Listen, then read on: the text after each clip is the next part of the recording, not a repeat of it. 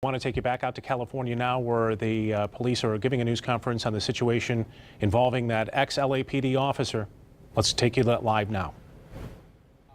So let me put a caveat on it that this is very early, very preliminary information. Today at about 12:22 p.m., San Bernardino sheriffs were in the hunt for Christopher Dorner up in the Big Bear area. They received a call of a stolen vehicle in the 1200 block of Club View Drive.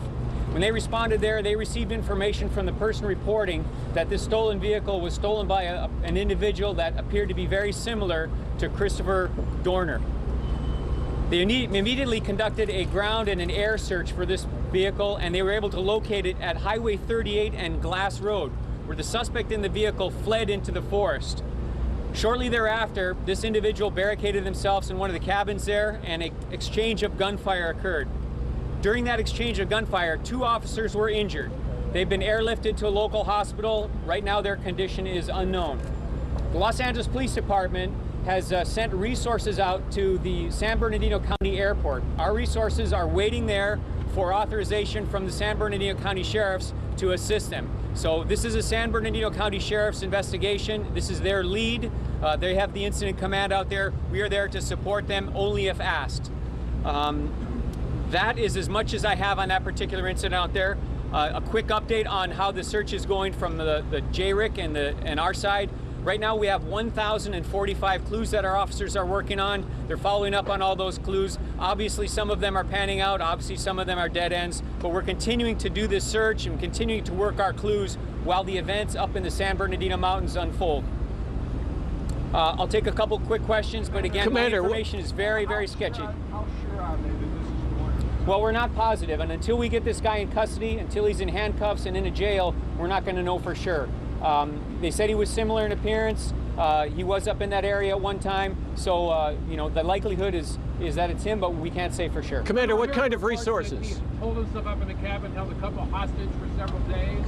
Can you confirm any of that? I can't confirm the hostage part. I've heard that obviously through media sources. We were listening to the scanner and getting much of our information from the San Bernardino County Sheriffs. I can't confirm that anybody was held hostage at this time. That's part of the San Bernardino side of the investigation, and that has not been confirmed yet. Commander, what kind of resources are we talking about? SWAT? Do you have SWAT officers going up there? I can't give you specifics about what resources we have up there. We believe this individual may be watching TV or may have some access to media, so I don't want to tip our hand as to what we're sending out there. To that end, we've also asked the media that have airships in the area to not have your air units show any live broadcasting close-ups of what our SWAT officers, what the San Bernardino SWAT officers are doing up in that area. The reason for that is obviously it'll put our officers at an extreme tactical disadvantage if the suspect knows what our folks are doing. At what point was the exchange of gunfire with the California Fish and Game Board? At what point?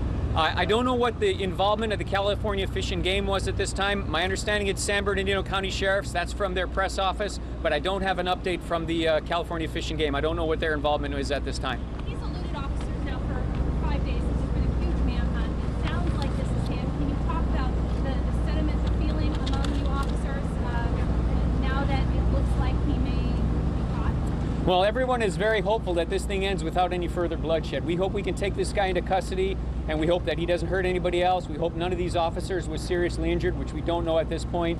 The best thing for him now would be to surrender and allow us to take him into custody, and he can face the criminal justice system. There's a tremendous sense of apprehension among our officers here, concern about the officers that are up there, and until this guy's in handcuffs and until he's in custody, none of the people in our department are going to rest. What about your manpower? You said you guys were waiting. What kind of resources did you send up? I can't give the specifics of what resources we sent. We did send some resources. They're waiting at the airport in San Bernardino now, and we're waiting to be called in by the incident commander if we're needed. Right now, we haven't been needed. And by the way, that people have been asking if the chief of police has gone out there. Chief Beck has not responded out there. He's still here. What kind of vehicle did you see about? What kind of? I don't have information about the vehicle that this suspect allegedly took. I've seen some videotape from the media members on that vehicle. I don't have the information about what that vehicle was. Commander, if he is watching this, what message do you have for him right now? If he's watching this, a message for himself is enough is enough. It's time to turn yourself in. It's time to stop the bloodshed. It's time to let this event and let this incident be over. That's Commander Andrew Smith with the Los Angeles Police Department giving the media an update on what's been going on today in Big Bear, California. Murder suspect, ex-cop Christopher Dorner, apparently cornered by police in a remote cabin in Big Bear. You're looking at live pictures from near that scene. They have told the media helicopters to pull back. It's an active firefight underway as they are trying to bring this guy in, at least without any more bloodshed. What we do know is that hundreds of rounds, we're told, were exchanged during a 30-minute gun battle. That's according to reports out there out of L.A. There were 2 wounded officers during that gunfight.